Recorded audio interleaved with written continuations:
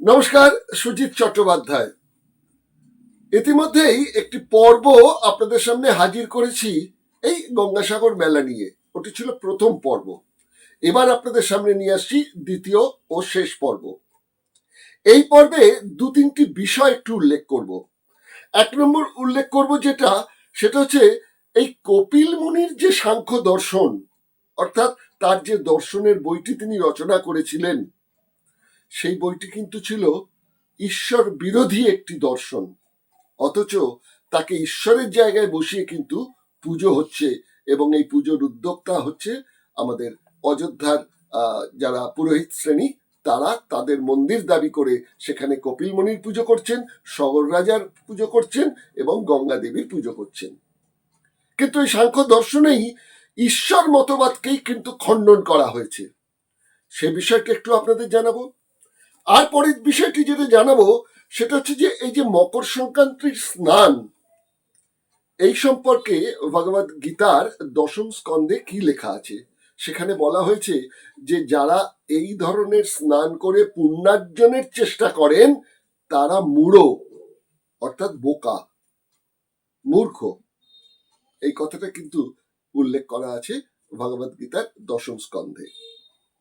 তারপর আমি যেটা চলে আসছি সেটা হচ্ছে যে এই যে মন্দিরের মালিকানা যারা দাবি করেছেন, এই অযোধ্যার আখড়া, সেই আখড়া যে দাবি করছেন যে পশ্চিমবাংলার এই মন্দিরটি তাদের। কেন না, এক সময় মন্দিরটি জলে চলে গিয়েছিল, পরবর্তীকালে বিধান রায়ের সময় আবার নতুন করে মন্দিরটা তৈরি হলো, এবং তখন থেকেই নাকি এই দাবি জানাতে তারা শুরু করলেন যে ওই মন্দির যখন তাদের, সুতরাং মন্দিরের জমি সবকিছু বিষয়টা নিয়ে তাদেরই অধিকার, এবং সেখান থেকে যা রোজগারপাতি হবে সারা বছর তো লেগেই আছে। তারপরে এই গঙ্গা স্নানের সময় লক্ষ লক্ষ টাকা, লক্ষ তো ভুল বলছি, হয়তো কোটি কোটি টাকা, এবং তার সঙ্গে সোনা দানা জিনিসপত্র যা হয়। স্থানীয় কয়েকজন আমাকে জানিয়েছিলেন, আমি যখন 2017 সালে গিয়েছিলাম, আপনাদের আগেও জানিয়েছি, তারা জানিয়েছেন যে ভাই ট্রাকে করে করে মালপত্র সমস্ত কিন্তু নিয়ে যাওয়া হয় এই গঙ্গাসাগর থেকে। এবার তো গঙ্গাসাগরের ব্রিজ তৈরির কথা বলে দিয়েছেন মুখ্যমন্ত্রী, ধরা যেতে পারে 2-3 বছরের মধ্যে ব্রিজ তৈরি হয়ে যাবে। সুতরাং আরো মানুষ আসবেন, আরো তারা দান দক্ষিণা দেবেন, আরো ঝুলি ভরবে এই উত্তরপ্রদেশের সন্ন্যাসীদের, সাধুদের। তাদের সম্বন্ধে একটু জানাবো যে এই ইতিহাসটা কি, তারা কে, কারা। আর তার সঙ্গে সঙ্গে জানাবো সেটা হচ্ছে যে এই যে গঙ্গাসাগর মেলাটা হচ্ছে, এই গঙ্গাসাগর মেলাটা সম্পর্কে কে কি বলেছেন, অর্থাৎ কপিল মুনির দর্শনটা সম্পর্কেও কে কি বলেছেন। চলুন এক এক করে একটা প্রতিবেদনের মধ্যে দিয়ে আপনাদের সামনে হাজির করি। দেখুন, খুলনার বঙ্গসন্তান কপিল মুনির ঈশ্বরের অস্তিত্বকে অস্বীকার করে লিখলেন তার সাংখ্য দর্শন গ্রন্থটি, আর তারই একটা মূর্তি গড়ে গঙ্গা দেবী ও ভগীরথের মাঝখানে বসিয়ে চলছে পুজো, আরতি, ভোগ নিবেদন। একেই তো বলে দশচক্রে ভগবান ভূত। সাংখ্য দর্শনের সূত্রটা একবার দেখা যাক। মূল ধারণা, পুরুষ ও প্রকৃতির যৌথ ভূমিকায় পৃথিবীর যা কিছু সৃষ্টি, কোনো কিছুই নতুন করে সৃষ্টি হয় না, কারণের মধ্যেই তা সুপ্ত থাকে। নিরীশ্বরবাদী এই দর্শনে ঈশ্বরের প্রয়োজনীয়তা অস্বীকার করা হয়েছে। কপিল ঋষিকে যদি দার্শনিক হিসেবে দেখা যায়, তাহলে তার দর্শন বলছে সদা পরিবর্তনশীল জগৎ কোনো অপরিবর্তনশীল ঈশ্বর দ্বারা সৃষ্ট হতে পারে না। ঈশ্বরের যে অস্তিত্ব আছে তাও তো প্রমাণহীন। কপিল ঋষির দর্শনে কর্মফল যে ঈশ্বর দেন তাও অস্বীকার করা হয়েছে। ঈশ্বর যদি আদি পুরুষ হন, তবে নিষ্ক্রিয় পুরুষ তো জগৎ সৃষ্টি করতে সক্ষম নন। সাংখ্য দর্শনে এই বিষয়টির উল্লেখ আছে সাংখ্যতত্ত্ব কৌমুদী গ্রন্থ কারিকার 57 নম্বর ও 1/92 নম্বর শ্লোকে।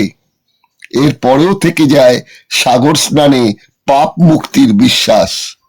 বিজ্ঞানসম্মতভাবে প্রমাণিত নদী ও সমুদ্রের অববাহিকায় মানব সভ্যতা গড়ে উঠেছিল বিশ্বের প্রায় সর্বত্রই। হিন্দু ধর্মে গঙ্গা স্নান বা সাগর স্নানে পাপ মুক্তির কথা আছে। খ্রিস্টান ধর্মেও জর্ডান নদীতে স্নান করে ব্যাপটাইজ হওয়া অর্থাৎ খ্রিস্টান ধর্মে দীক্ষিত হওয়ার প্রথা স্বয়ং যিশু প্রচলন করেছিলেন। আজও খ্রিস্টান তীর্থযাত্রীরা জর্ডান নদীর যে স্থানে যিশু দীক্ষা দিয়েছিলেন সেই স্থানে এসে স্নান করেন। জায়গাটিকে বলা হয় আল ওয়াগতাস। পৃথিবী জুড়ে সব গির্জায় জর্ডান নদীর জল সঞ্চিত করে রাখা আছে। দীক্ষা দেওয়ার সময় জল ছেটানো হয়। ইসলাম ধর্মে সরাসরি নদী বা সাগরে পুণ্য স্নানের নির্দেশ না থাকলেও মক্কায় কাবা দর্শনের আগে গোসল অর্থাৎ স্নান করে পরিচ্ছন্ন হওয়ার বিধান দেওয়া আছে। সনাতনী হিন্দু শব্দ ব্যবহারে যারা মুখর তাদের কি জানা আছে ঋগ্বেদের 10,000 শ্লোকের মধ্যে একবার মাত্র গঙ্গার উল্লেখ আছে? সাগরের ধর্ম পালনের মধ্যে প্রথম সন্তান বিসর্জনের প্রথার মতো কুসংস্কারও ছিল। আইন করে ব্রিটিশ আমলে প্রথাটি বন্ধ করেছিলেন লর্ড ওয়েলেসলি। বঙ্কিমচন্দ্রের কপালকুণ্ডলা ও রবীন্দ্রনাথের দেবতার গ্রাস গল্পে যা বর্ণিত হয়েছে। গঙ্গাসাগরে এই কপিল দেবের মন্দির, কেউ কেউ বলেন কপিল দেবের আশ্রম। সত্যি কি কপিল দেবের আশ্রম ছিল? হ্যাঁ, একটা সময় ছিল, যেহেতু খ্রিস্ট জন্মের প্রায় 450 বছর আগের কথা বলছি। সে সময় হয়তো তিনি একটি ছাউনি বানিয়ে তার দুজন শিষ্য ছিলেন, তাদের নিয়ে হয়তো তিনি ওখানেতে আরাধনা করেছেন, সাধনা করেছেন। কার সাধনা করেছেন? তিনি কিন্তু কোনো ঈশ্বরের সাধনা করেননি, তিনি প্রকৃতি ও পুরুষের সাধনা করেছেন, সেরকমই উল্লেখ আছে সাংখ্য দর্শনে। আর কি করেছেন? এই বিষয়গুলি তিনি ওখানে বসে নিরিবিলিতে লিপিবদ্ধ করেছিলেন। কিভাবে লিপিবদ্ধ করেছিলেন সেটা জানা যায়নি, কিন্তু ওখানে মন্দির তৈরি কবে হলো? মন্দির তৈরি হলো সেটা আমি একটি পত্রিকায় লিখেছিলাম আজ থেকে বেশ কয়েক বছর আগে। 2022-এর 16ই জানুয়ারির সংখ্যায় একটি পাক্ষিক পত্রিকা ছিল। সেই পাক্ষিক পত্রিকায় আমি লিখেছিলাম, খ্রিস্টীয় 434 অব্দে সাগরে একটা মন্দির ছিল। 430 খ্রিস্টাব্দে নাকি এই মন্দিরটি তৈরি করেছিলেন জনৈক রানী সত্যভামা। 1500 খ্রিস্টাব্দ পর্যন্ত 6বার মন্দিরটি নির্মাণ হয়, কারণ প্রত্যেকবারই সময়ের ব্যবধানে মন্দির সাগর গর্ভে বিলীন হয়ে যায়। এখন যে মন্দিরটি সাগরে আছে সেটি অতীতের মূল মন্দির থেকে 2 কিলোমিটার পিছিয়ে এসছে। এখনো বলা হচ্ছে যেভাবে ভাঙন হচ্ছে এই যে মন্দিরটি, এটিরও কিন্তু আর বাস্তব অস্তিত্ব থাকবে না, এর পরের মন্দিরটা আরো পিছিয়ে বানাতে হবে। যাই হোক, এই পৌরাণিক তত্ত্বকেও যদি মান্যতা দিই তাহলে সেখানে বলা হচ্ছে যে রামের পূর্বপুরুষ গঙ্গাকে এনেছেন গঙ্গোত্রী থেকে, তার নাম হচ্ছেন ভাগীরথ। অর্থাৎ কপিল মুনি যখন সাগরদ্বীপে আশ্রম স্থাপন করেন তখন কিন্তু বঙ্গে গঙ্গা নদীর অস্তিত্বই ছিল না। সে কথা তো আগেও বলেছি। উৎপত্তিকাল এখনো কিন্তু নির্ধারণ হয়নি, কিন্তু গঙ্গা যে শুধু একটি নদী নয়, হিন্দু ধর্মে আস্থা রাখা মানুষদের কাছে গঙ্গা একজন দেবী। গঙ্গা দেবীর পরিচয় আর নতুন করে দেওয়ার এখন প্রয়োজন মনে করছি না। তবে এটা ঠিক যে নদীর জলে যে জমির উর্বরতা বাড়ে আর তাই থেকেই সভ্যতা গড়ে ওঠে, এবং সেটা আমাদের ভারতবর্ষ বলে নয়, পৃথিবীর সর্বত্রই কিন্তু নগর সভ্যতা গড়ে উঠেছে এই নদী কেন্দ্রিক ব্যবস্থার মধ্যে থেকে, কারণ জলটা জীবনের জন্য খুব প্রয়োজন। সাগরদ্বীপের প্রাচীনত্ব কতদিনের সে গবেষণা কিন্তু ঠিক মতন করে আজও হয়নি।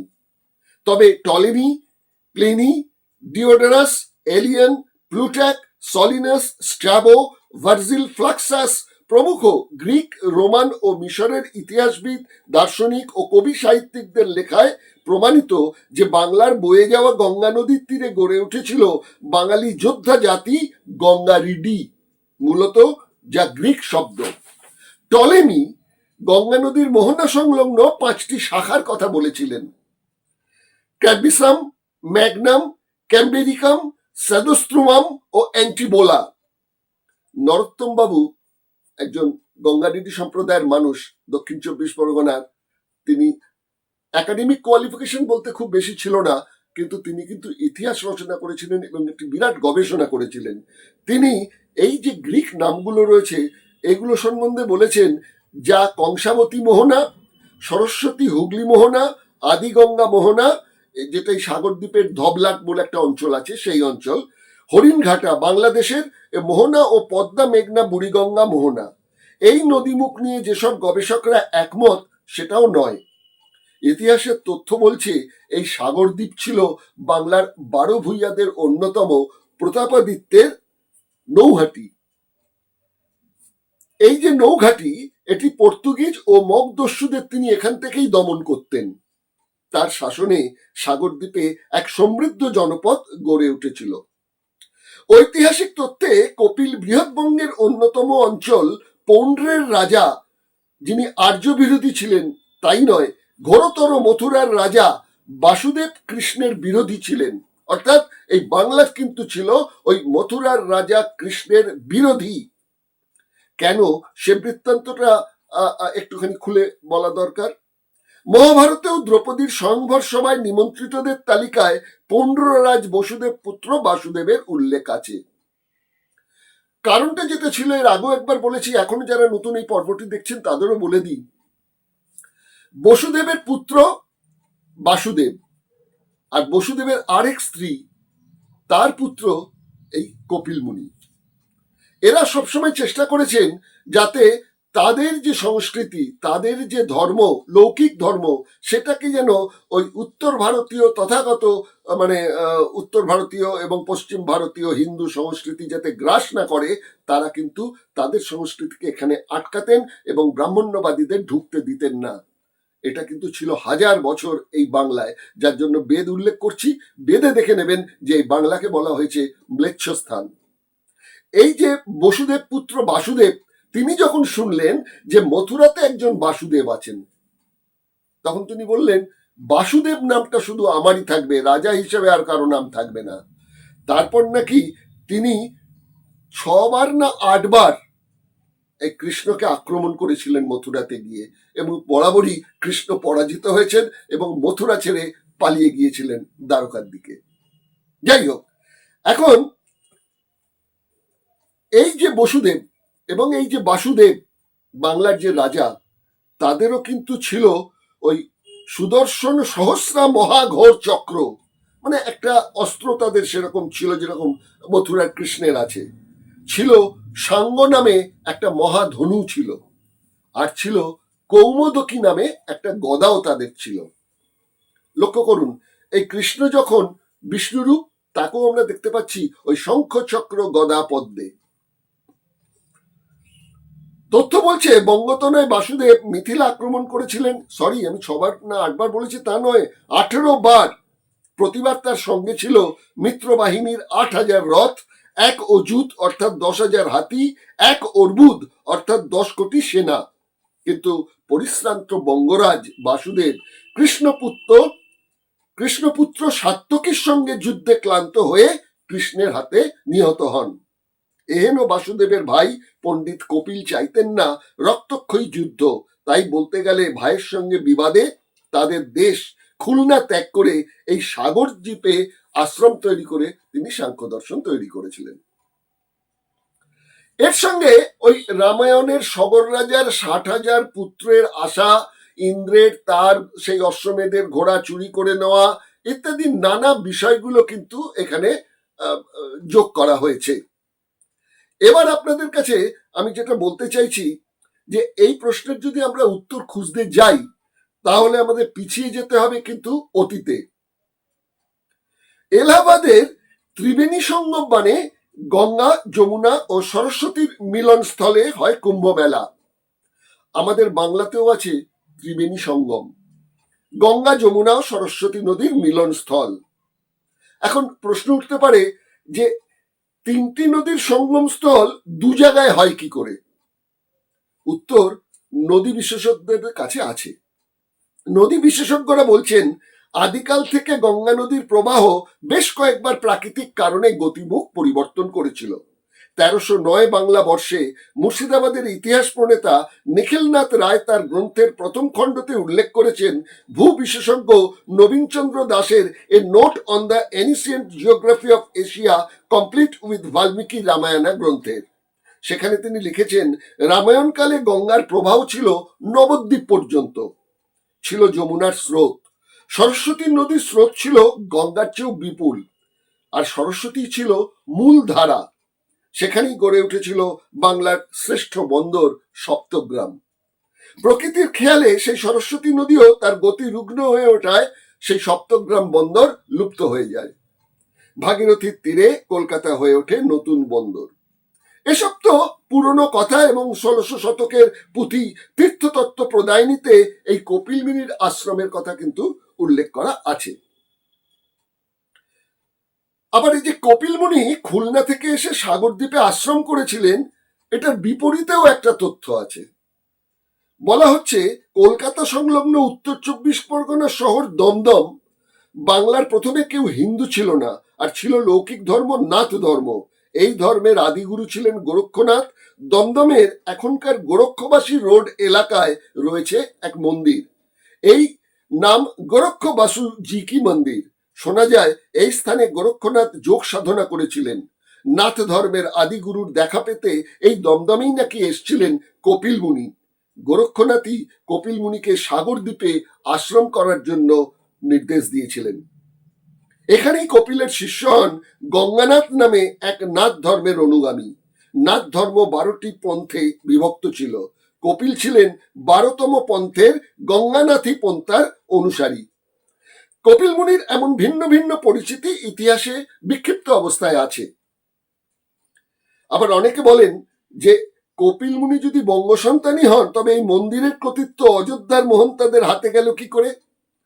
আগেই জেনেছি যে সমুদ্র মোহনায় আশ্রম গড়ে ওঠায় কালের স্রোতে বহুবার সেই আশ্রম ও মন্দির সমুদ্র গর্ভে বিলীন হয়ে যায়।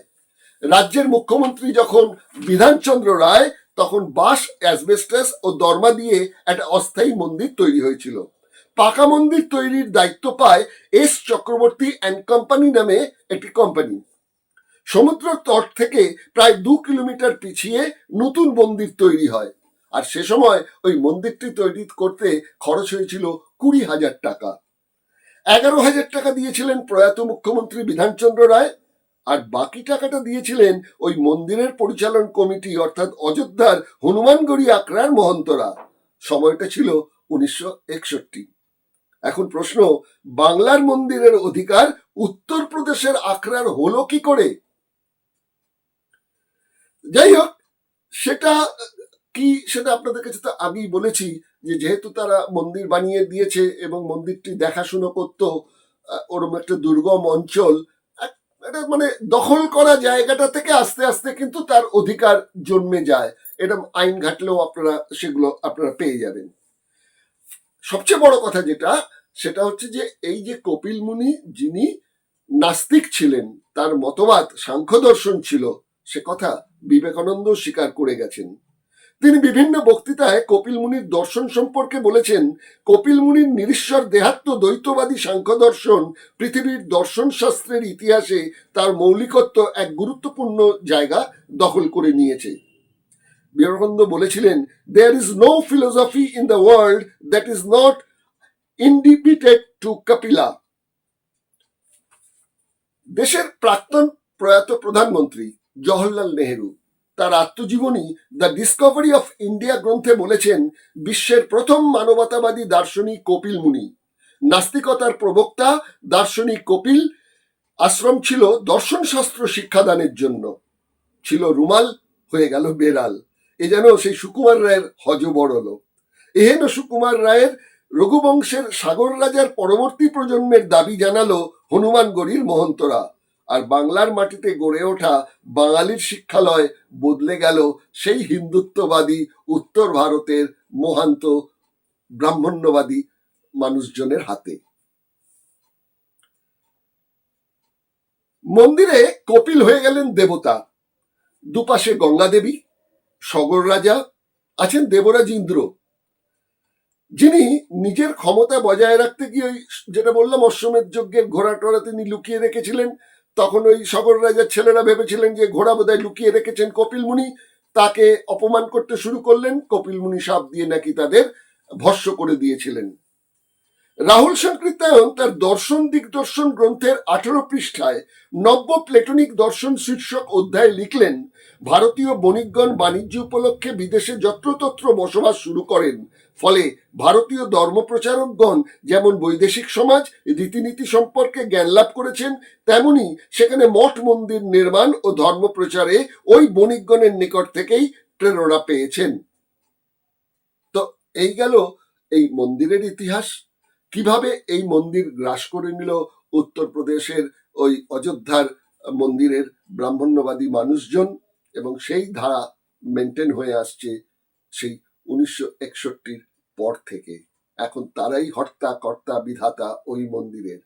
লক্ষ লক্ষ কোটি কোটি টাকা প্রণামী হিসেবে, সোনা দানা, মানুষের ভালোবাসার যা কিছু সম্পদ ওখানে জমা পড়ে ওই কপিল মুনির জন্য, গঙ্গা দেবীর জন্য, সেগুলো সমস্ত জড়ো করে সব কিছু নিয়ে উত্তরপ্রদেশে চলে যান এই হনুমানগড়ির এই মঠের হিন্দুত্ববাদী হিন্দুস্তানি পুরোহিতেরা।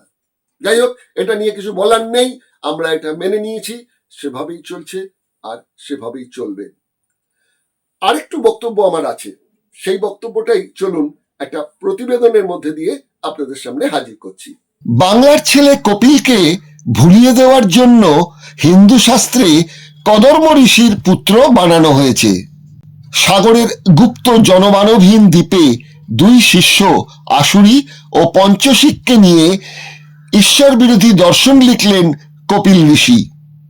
হিন্দুত্ববাদীরা রামায়ণে ভগীরথের গঙ্গানয়নের গল্প জুড়ে দিয়ে দেবস্থান বানিয়ে দিল গঙ্গাসাগরকে। উত্তরপ্রদেশের বৈষ্ণবী ধারার 13টি সংগঠনের অন্যতম আখড়া শ্রী পঞ্চ রামানন্দীয় নির্বাণী আখড়া, এরাই সাগরের কপিল মুনির মন্দিরের মালিক। কোনো এক অজ্ঞাত কারণে এই আখড়াগুলির নিজেদের মধ্যে সম্পর্ক কিন্তু খুবই তিক্ত। নিন্দুকদের বক্তব্য, ঐশ্বর্য, সম্পদ ও প্রভাবশালীদের ক্ষমতার দ্বন্দ্বেই এই পরস্পর বিরোধিতা। 2018 সালে আনন্দবাজারের এক সাংবাদিক পঞ্চরামানন্দীয় আখড়ার প্রধান মহন্ত জ্ঞানদাসজিকে প্রশ্ন করেছিলেন, গঙ্গাসাগর মেলার যাবতীয় দায় দায়িত্ব গ্রহণ করতে রাজ্য সরকারের 100 কোটি টাকারও বেশি খরচ হয়, অথচ প্রণামীতে পাওয়া অর্থ, সোনা দানা, বস্ত্র ইত্যাদি সবকিছুই আপনারা উত্তরপ্রদেশে নিয়ে চলে যান, রাজ্যের কি কোনো প্রাপ্য হয় না? মহন্ত জবাব দিয়েছিলেন, মেলায় তো গরিব মানুষ আসেন, মাত্র 12-13 লাখ টাকা রোজগার হয়, সে তো আশ্রম চালাতেই খরচা হয়ে যায়। 2019-এর 17 নভেম্বর রবিবার গণশক্তি পত্রিকার সাপ্তাহিক পাতায় স্বর্ণেন্দু দত্ত অযোধ্যার মঠ ও আখড়া সম্বন্ধে একটি প্রবন্ধ লিখেছিলেন। তিনি লিখেছিলেন, মঠ মন্দিরগুলির দখলে থাকা বিপুল পরিমাণ জমি, অর্থ, সোনাদানার লোভ এবং ক্ষমতার জন্য মহন্ত পদের দখলদারি নিয়ে নিত্য চলছে রক্তক্ষয়ী প্রাণঘাতী হামলা। অযোধ্যার মন্দির মঠের সংখ্যা প্রায় 7,000, কেউ সঠিক সংখ্যা বলতে পারবেন না। নানা ধরনের মন্দির আছে অযোধ্যায়, সামন্ত প্রভুদের বানানো ব্যক্তিগত পরিবার, ট্রাস্ট ছাড়াও জাতপাতের ভিত্তিতেও তৈরি হয়েছে মন্দির এখানে।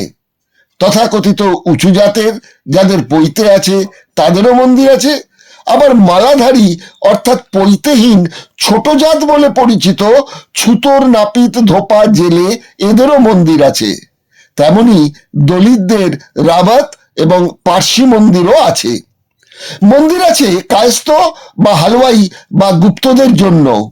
তুলনায় নতুন মঠ আশ্রমগুলো হয়েছে দেশের অন্যত্র পরিচিত গুরুদের তত্ত্বাবধানে। আর আছে নির্মোহী, নির্বাণী, দিগম্বর ইত্যাদি 7টা আখড়া। মনিরাম দাস কি ছাউনি, হনুমানগড়ি, কনক বিহারী মন্দির, জানকী মহল, লক্ষণ কিলা, এইরকম বেশ কিছু মন্দিরের অর্থ এবং প্রতিপত্তি অকল্পনীয়। প্রতিবেদক আরো লিখেছেন, কত সম্পত্তি আছে অযোধ্যার এক একটা মন্দিরে, একটা উদাহরণই যথেষ্ট। শুরু থেকে বাবরি মসজিদের জায়গায় রাম মন্দিরের দাবিতে আইনি লড়াই করে আসা নির্মোহী আখড়ার সম্পত্তি কয়েকশো কোটির। নির্মোহী আখড়ার মহন্ত রামদাস নিজেই জানিয়েছেন জমি আছে কয়েকশো কোটির। তালিকা দিয়ে তার হিসেব ছত্তিশগড়, রাজস্থান, মধ্যপ্রদেশ, চিত্রকূট, বৃন্দাবন, মথুরা, ওড়িশা, মহারাষ্ট্র, গুজরাট, আসামেতে জমি আছে।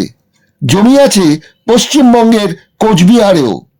বিভিন্ন রাজ্যের ধনীরা, বিশেষ করে সামন্ত প্রভুরা এইসব জমি দান করেছে মন্দির ও মঠকে। প্রতিদিন যে বিপুল টাকা সোনা দানা পাওয়া যাচ্ছে তার হিসেব করাও মুশকিল।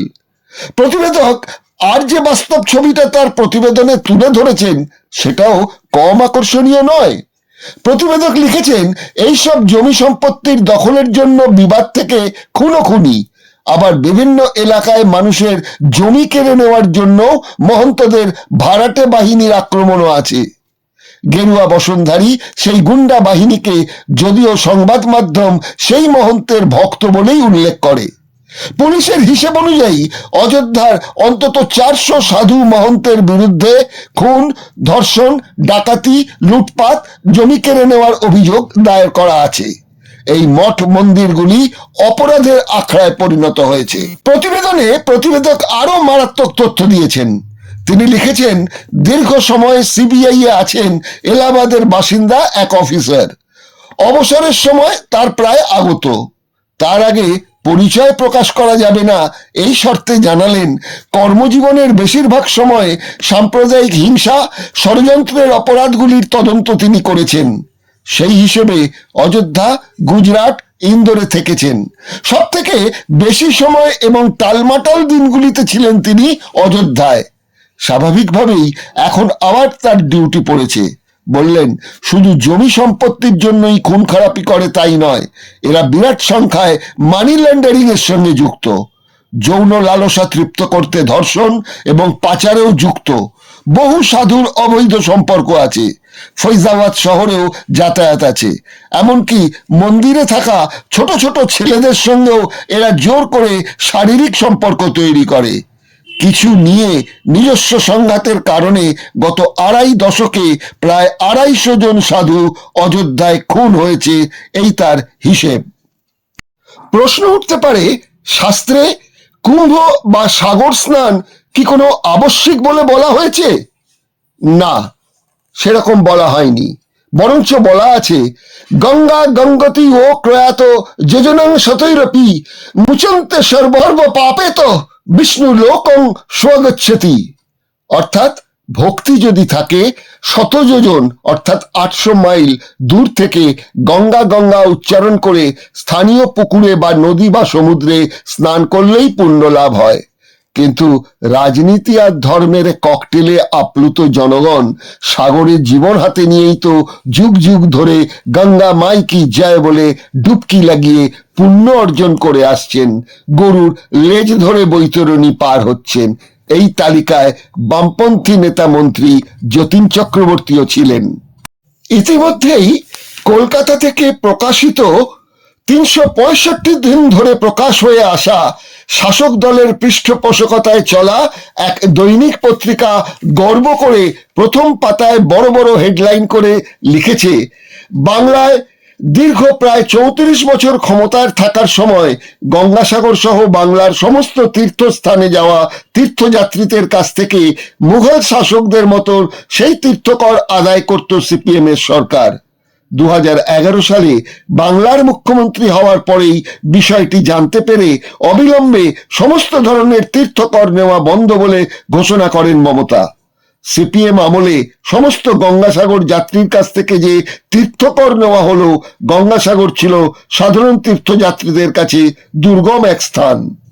মমতা বাংলার মুখ্যমন্ত্রী হওয়ার পর থেকে যেভাবে গঙ্গাসাগরকে সাধারণ মানুষের হাতের নাগালে এনে দিয়েছেন এবং সব তীর্থ বারবার গঙ্গাসাগর একবার স্লোগানকে বদলে দিয়েছেন গঙ্গাসাগর বারবার স্লোগানে, এর পেছনে রয়েছে একের পর এক সুপরিকল্পিত উন্নয়নমূলক কর্মসূচি।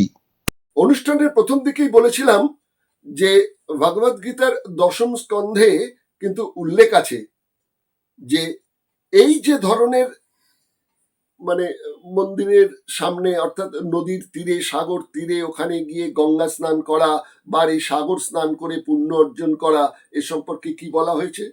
এ সম্পর্কে নাকি বলা হয়েছে যশত্ব বৃদ্ধিং কুনপে ত্রিধাতুকে স্বদ্ধি কলত্রাদিষু ভৌম ইজ্জদ্রিয় যতিত্র বুদ্ধিশ্চ জলেন কহিচ্ছির্জন্যস্য ভিগেষু স এব গোখর। মানেটা আমরাও জানি না, মানেটা কে করে দিয়েছেন? রামমোহন রায় তার বঙ্গানুবাদ করেছেন। রামমোহন রায় বঙ্গানুবাদ কি করেছেন? বলেছেন যে ব্যক্তির কফ পিত্ত বায়ুময় শরীরেতে আত্মার বোধ হয়, অর্থাৎ যে ব্যক্তি শরীরকে আত্মা মনে করে আর স্ত্রী পুত্রাদিতে আত্মভাব অর্থাৎ আমার আমার এই বোধ করে, আর মৃত্তিকা নির্মিত বস্তুতে দেবতা জ্ঞান করে এবং জলেতে তীর্থবোধ করে। মাইন্ড ইট, কথাটা দেখুন, জলেতে তীর্থবোধ হয় আর এ সকল জ্ঞান তত্ত্বজ্ঞানীতে না হয়, সে ব্যক্তি বড় গরু অর্থাৎ অতি মূঢ় হয়। এই কথা বলেছেন রামমোহন রায়। আমি কোথা থেকে পেলাম বক্তব্যটা?